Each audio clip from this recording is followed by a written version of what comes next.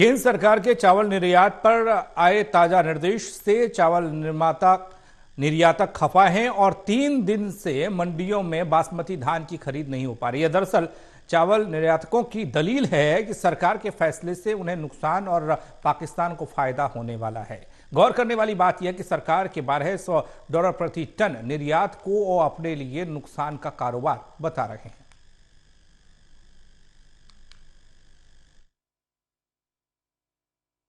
प्रदेश की अनाज मंडियों में बासमती की अच्छी क्वालिटी की धान की खरीद तीसरे दिन भी नहीं हो सकी, क्योंकि केंद्र सरकार के चावल निर्यातकों के लिए दिए गए नए दिशा निर्देशों का एक्सपोर्टर्स विरोध कर रहे हैं। उनकी दलील है कि सरकार के इन आदेशों से उन्हें कारोबार में नुकसान होगा और पाकिस्तान फायदा उठा लेगा। यही वजह है कि पानीपत समेत कई मंडियों में बासमती और पानीपत में तो पीआर की भी खरीद नहीं हो रही। ऊपर से 2 दिन हुई बूंदाबांदी और बारिश से किसानों की मंडी में और खेतों में पड़ी धान की फसल भीग गई। इससे अब खरीदार और एजेंसियां नमी बताकर खरीद में आनाकानी करेंगी। किसान पे तो बैन हो गया ना किस्म से। ये किसान पे ये इसलिए हो जाएगा कि अगर उसका माल नहीं बिकेगा, सस्ता हो जाएगा। एक्सपोर्टर को दिक्कत नहीं है। एक्सपोर्टर तो जिस दिन मार्केट में उतरेगा उस दिन 400-500 रुपए मंदे पाएगा।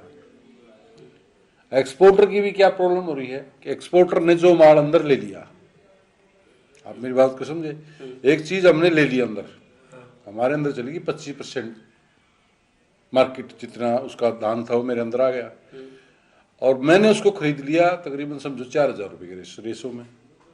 अभी मार्केट इसको इंडिया में कैसे बेच देगा 4000 रुपए में?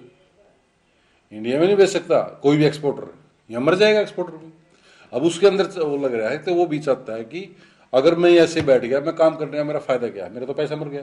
गौरतलब है कि केंद्र सरकार ने कुछ दिन पहले चावल निर्यात के लिए $1200 प्रति टन के रेट तय किए हैं।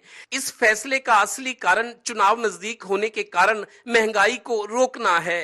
इससे उपभोक्ता को तो कुछ लाभ हो, पर किसान पर फिर मार पड़ेगी। मेन बात ये है, अब जैसे गेहूं का तो एक्सपोर्ट शुरू से बंद था, आटे का, गेहूं का, मतलब कोई एक्सपोर्ट नहीं हो रहा था।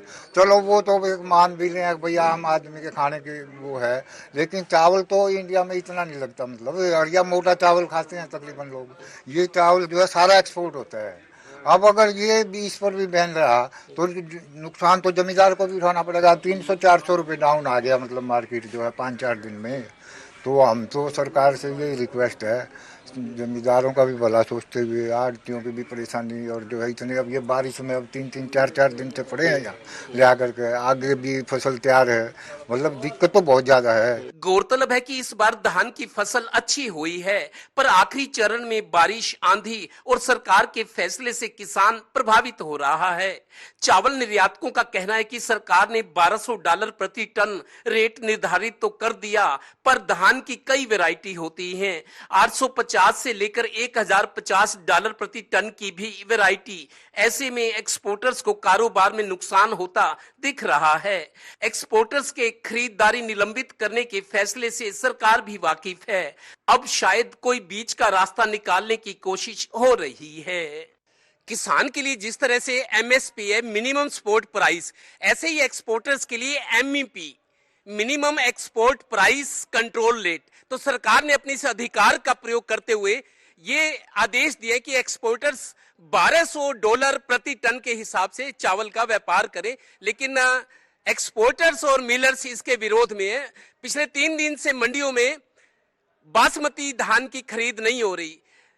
विरोध कर रहे एक्सपोर्टर्स का कहना है कि इससे उनको व्यापार में नुकसान होगा, जबकि पाकिस्तान को फायदा होगा। और असल बात यह भी है कि सरकार के इस नए आदेश के पीछे मंशा ये है कि चुनाव का वक्त है, महंगाई ना बढ़े।